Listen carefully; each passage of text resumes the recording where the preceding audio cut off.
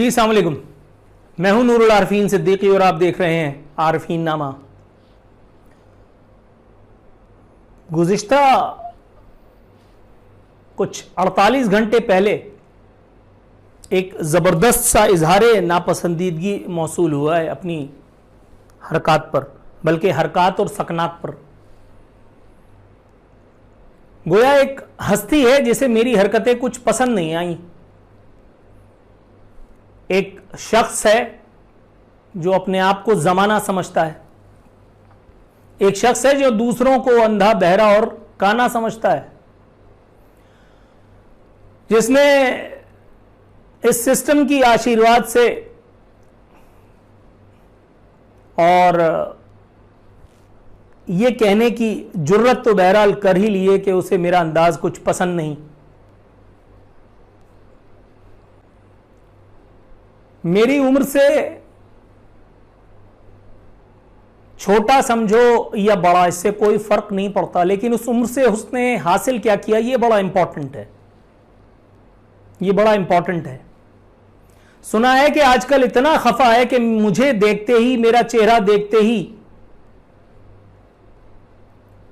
कभी TV off कर देता है और कभी यूट्यूब को बंद कर देता है। हालांकि मेरा अपना ख्वाब तो यही था कि एक ज़बरदस्त सा सेट हो और उसके ऊपर मैं बैठा हुआ हूँ और उसके ऊपर बैकग्राउंड में कहीं लिखा हो कि एक ही फ़न तो हमने सीखा है, जिससे मिलिए उसे खफा कीजिए। कोई फ़र्क नहीं पड़ता। अमिताभ की एक फिल्म है, सूरत हाल का जितना बेहतरीन जायज़ा उसमें लिया गया है, और वो मेरे पास आज भी डायरी में कुछ लाइंस लिखी हैं। उस फिल्म का नाम है देव, जिसमें वो मुसलमानों के ऊपर होने वाली जुल्म और ज़्यादतियों से, उसके हवाले से वो इंडियंस को बड़ी नागवार गुजरेंगी वो लाइंस, लेकिन बहरहाल उन्हीं की अपनी फिल्म है तो अब क्या करें। वो बड़ी खूबसूरत बात करता है कि मुद्दा ये नहीं कि मैं जीतूंगा या हारूंगा, मुद्दा ये भी नहीं कि मैं जीऊंगा या मार दिया जाऊंगा, मुद्दा ये है कि मैंने बहैसियत फलां फलां फलां किसी भी कैपेसिटी में, जो आपकी हो, मेरी हो या किसी और की हो, किस हद तक डिलीवर किया। वो हिंदी में कहता है कि योद्धा का काम है लड़ना, सामने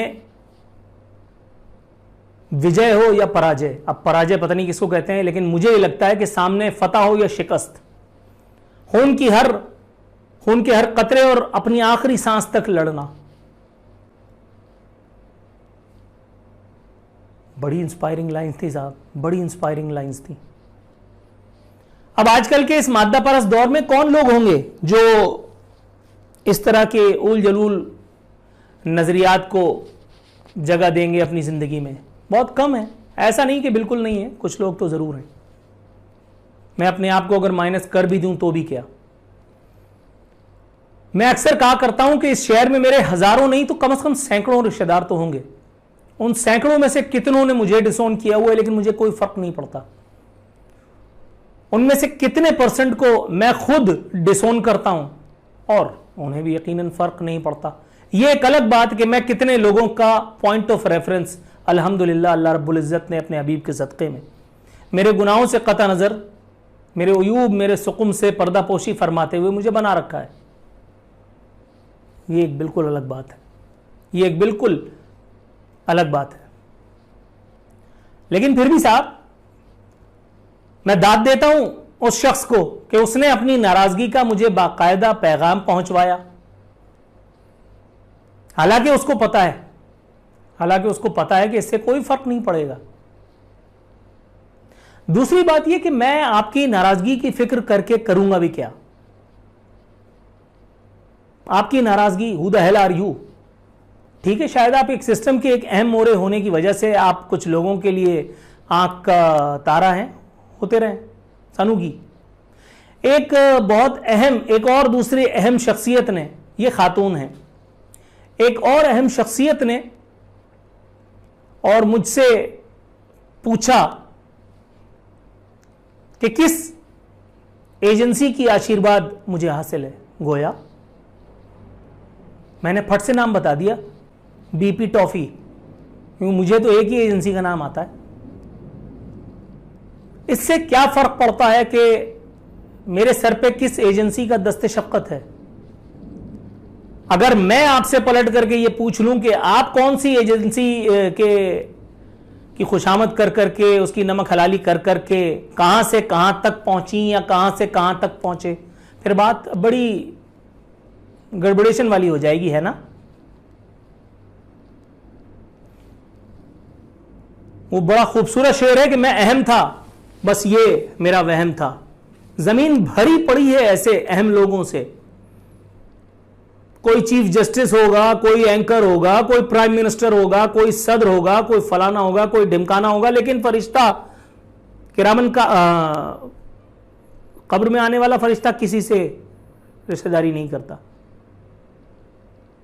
उससे वही 3 सवालात होंगे जो अल्लाह रब्बुल इज्जत ने बता दिए हैं।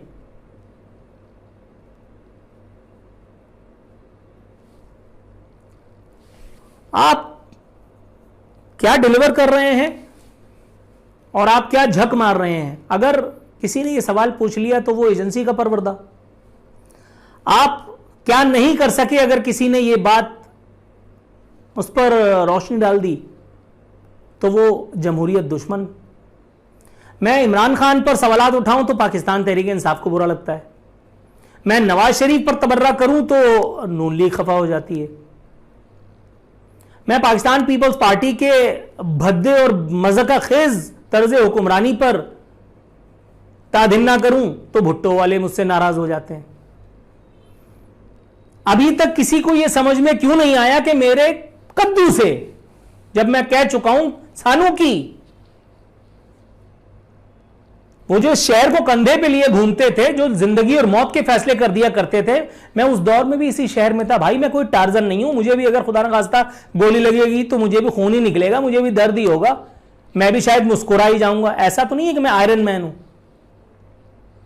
लेकिन आप मुझे छिछोरापन करके डरा नहीं सकते। आप मुझे अपनी नाराजगी का हूल ले करके और मुझे यानी खौफजदा नहीं कर सकते।